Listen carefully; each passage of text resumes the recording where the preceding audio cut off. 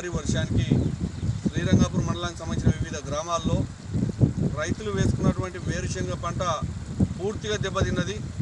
అందులో భాగంగా ముల్గడ్చెర్ల శివారులోని కుమ్మరి కురుమూర్తి, గొల్ల స్వాములు అనేటటువంటి రైతులది కూడా ఈ యొక్క భీమా కెనాలు మధ్యలో నిలిపివేయడం వల్ల, నీరు ముందరికి పోకుండా ఉండడం వల్ల అది పూర్తిగా తెగిపోయి చివరి దాకా పోకపోవడం వల్ల ఆ పంట చేలపైకి పోయింది.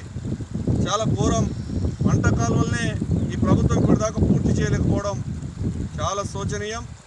కనుక వెంటనే ఈ యొక్క కాలువల కింద ఈ చెర్ల నుండి ఈ వర్షానికి అకాలంగా పంటలు కోల్పోయిన శ్రీరంగపురం మండలంలోని ప్రతి ఒక్క గ్రామ రైతులను వెంటనే పరిశీలన చేసి ప్రభుత్వం అందుకోవాలని డిమాండ్ చేస్తూ, అదేవిధంగా యుద్ధ ప్రాతిపదికన ఈ యొక్క భీమా కాలువ ఏదైతే ఉన్నదో డిస్ట్రిబ్యూటరీ 20/6 ఇది.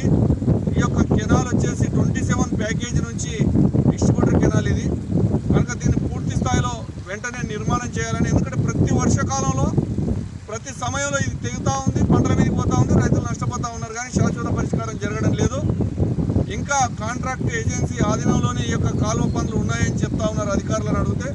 మరి ఆ కేఎన్ఆర్ కన్స్ట్రక్షన్ కంపెనీ వాళ్ళను కూడా వెంబడే కాలువల వెంబడి తిరిగి ఎక్కడెక్కడ డ్యామేజ్ అయినవో వాటిని పూర్తి స్థాయిలో మరమ్మతులు చేసే విధంగా చర్యలు తీసుకోవాలని ప్రభుత్వ యంత్రాంగాన్ని విజ్ఞప్తి చేస్తూ ఉన్నాం. ప్రభుత్వాన్ని కూడా డిమాండ్ చేస్తూ ఉన్నాం ఈ రైతుల పక్షాన.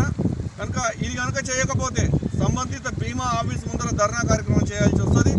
వెంటనే వ్యవసాయ అధికారులు కూడా ఈ పుల్గడ్చెర్ల శివారులో ఉన్నటువంటి శ్రీరంగపురం రైతాంగాన్ని, మిగతా రైతాంగాన్ని వెంటనే పరిశీలన చేసే విధంగా గౌరవ జిల్లా కలెక్టర్ గారికి కూడా విజ్ఞప్తి చేస్తూ ఉన్నాము.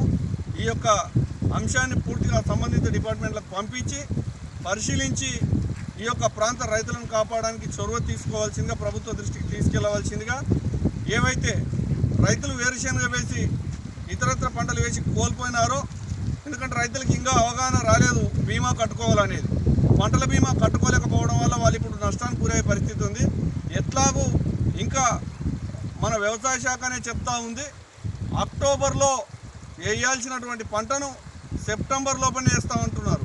కానీ రైతులు ఒక శాస్త్రవేత్త లాంటి వాళ్ళు భవిష్యత్తులో మార్కెట్ రేట్లకు అనుగుణంగా వారు పంటలు వేసుకోవడం జరిగింది. ఎక్కడో అనంతపురం, కర్ణాటక వివిధ ప్రాంతాల నుంచి రైతులు పల్లీలు తెచ్చి, కనుక ఇప్పటికైనా ఈ నష్టపోయిన రైతాంగాన్ని మన ప్రభుత్వం ఇచ్చేటటువంటి పల్లీని ఉచితంగా ఇవ్వాలని వారికి, ఎందుకంటే ఇప్పటికే కష్టం పిండి సంచులు వేశారు, రకరకాల వ్యవసాయం సంబంధించి ఇప్పటికే ఒక్కొక్క రైతుకు 20 నుంచి 30 వేలు ఖర్చు అయింది.